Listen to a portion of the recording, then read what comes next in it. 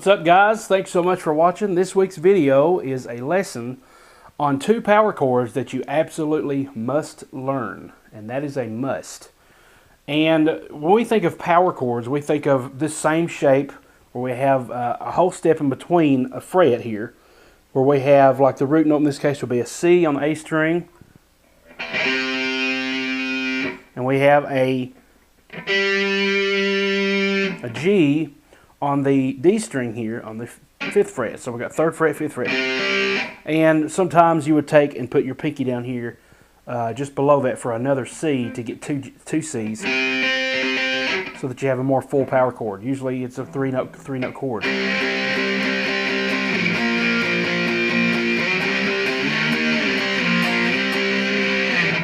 But there are 2 power chords that are often overlooked simply because the way people learn these chords are the regular shapes. And a drum roll please. Those 2 power chords are E and A. E and A. Power chords are normally written down in chord sheet format as the letter and a 5 right behind it. In this case it would be E5 and A5. And that is because you're only seeing the root, in this case a C, and the 5th, a G, in the power chord. So you got root 5, and root 5-1 if you use the 3-finger version. Okay, so we're going to go over those 2 chords. But first of all, I just got a question for you. What do you think of the new guitar in the studio setting? This will be one of the first videos I'll be doing with the guitar in the actual studio, as opposed to behind a webcam or something like that. So hope it looks awesome, especially against this yellow fluorescent green, safety green color background. I think it looks awesome. I love playing it. It's amazing. But back to the lesson. A lot of people play E and A just like this, or an A suspended.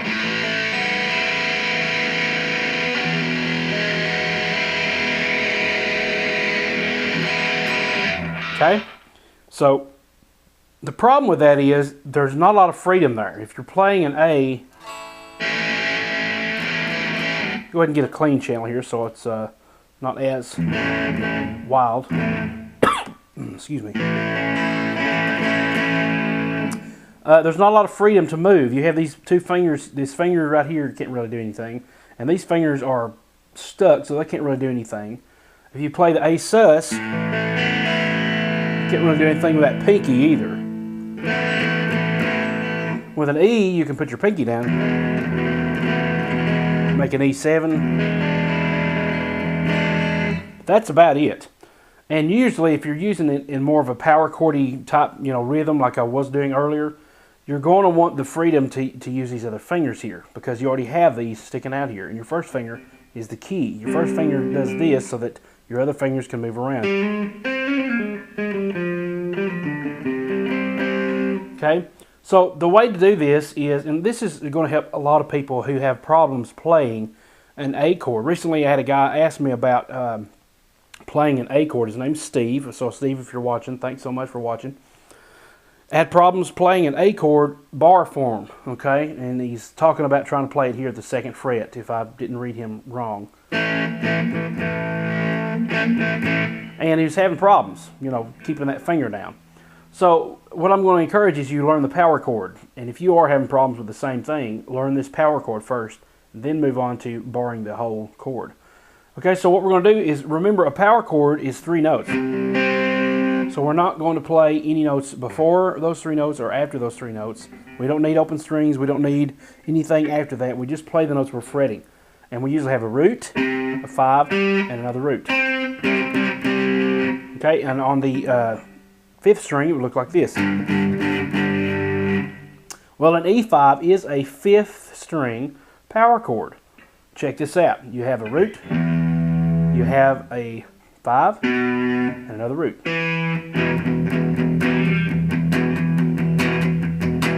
Okay, but you want to do that with your first finger. You want to get used to barring. You're not going to bar all the strings. You don't want that. You just want to kind of lightly place your finger and rest it on the A and the E string, or the A and the D string at the 2nd fret, until you can get that sound. Now, what I'm doing is I'm using a combination of muting with my first finger here and with some of these other fingers that are kind of hanging out so that the other strings don't ring out. So that I can actually play all the whole chord and strum all the strings without having to worry about letting up.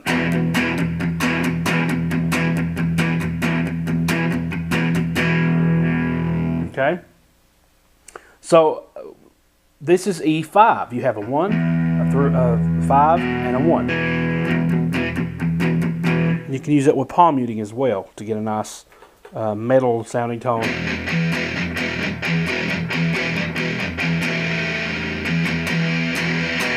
Okay, now the A5 is similar.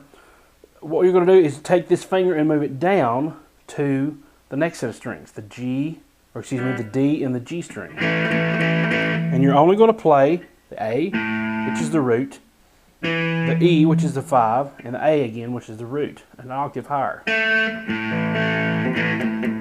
And you can use your thumb up here to mute the E.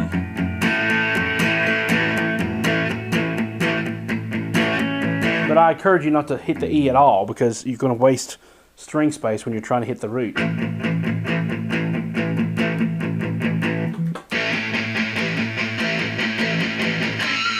Okay, so those two chords it is necessary that you learn those two chords, because what happens is you're able to use your fingers here now. Now we can be in one of the scale shapes or something, like if we're in E,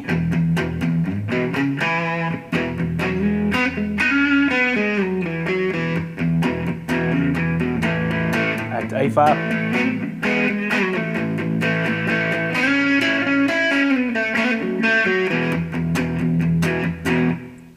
So now your fingers here have freedom to move, and they're not stuck here in a chord position that most of you have learned but not been weaned off of.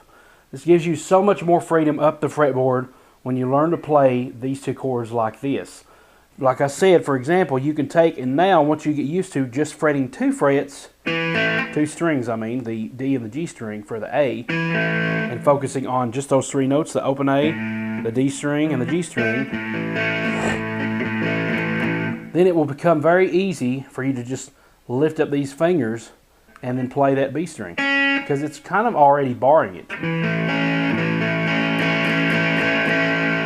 But if you're barring this A, you usually don't want to play the bottom E string. It results in an A6, I believe it is, and it just doesn't sound too good. So you want to avoid that either by muting it with one of these fingers, or I take my hand down here a lot of times and mute the strings here with the E string, especially with a couple fingers down here. So that if I do hit it, you're not really going to hear. And once again, my thumb is kind of up here touching just very so slightly the E string.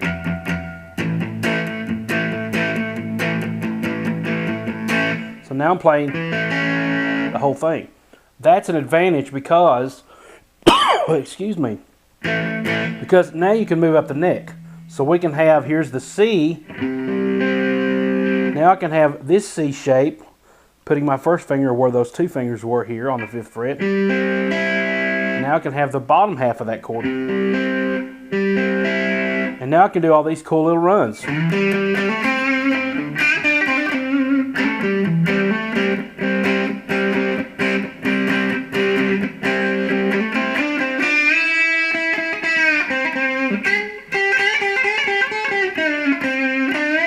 Okay, so now I can work around in box 1 of pentatonic scale for the minor, or for the major there.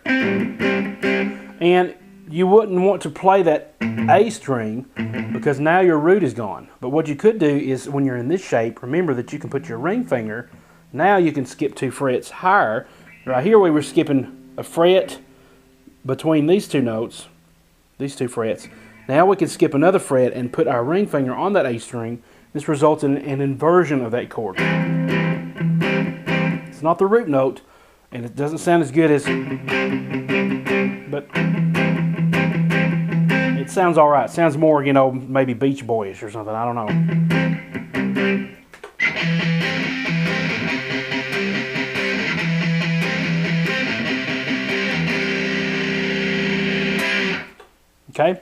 So those are two chords that you must absolutely must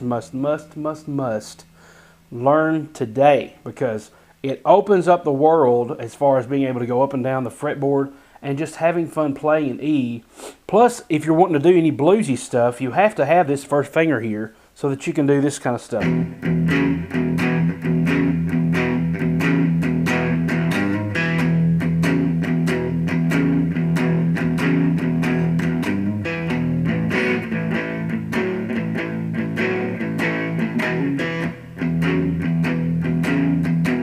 Incorporate some regular power chords.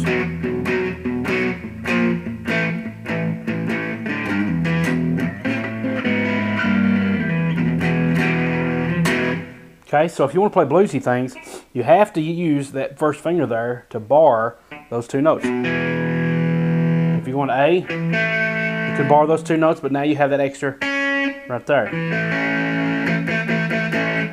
You can't do that with E because this note here, which is the third, 1, 2, 3, you can't do that with the E because the third is back here. So you can't bar that and have your other finger, you know, kind of move back there. You would get more of a E suspended sound if you did. It just don't sound right. It's too in a limbo between E and A. So, all right, guys. Thanks so much. This has been a short lesson this week, but that's fine. Please practice these. These will give you some awesome tips to your advantage to no end. Not exactly sure when this will be released. But Steve, when it's released, I'll make sure to give you a link to it, and I may just go ahead and make it unlisted and give you a link to it already. I may just do that, and then schedule it to release at a later date as a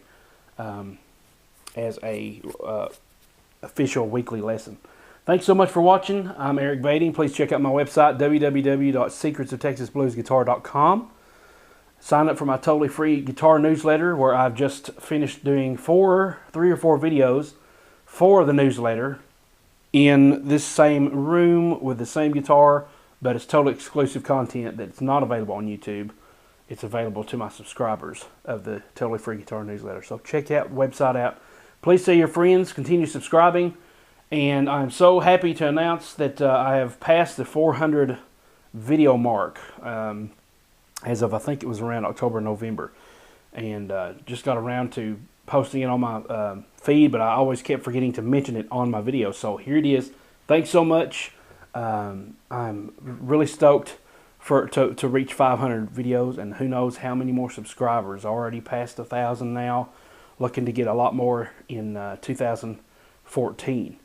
And if it already is 2014 when this releases, Happy New Year. And so I'm going to stop rambling. Thanks so much for watching, and I will see you on the next video, whatever that may be. And keep playing. Don't give up. Enjoy the guitar. And God bless.